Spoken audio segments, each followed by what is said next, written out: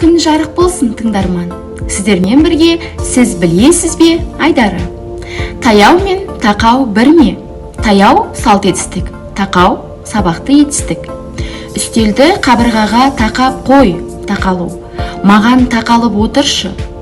Әлденеге жақындау мәнінде тақау емес, таяу қолданылады. 30-ға тақағанда, дұрысы 30-ға таяғанда, оған тақап барып, оған таяп барып. Келесі түс қағаздар. Обой.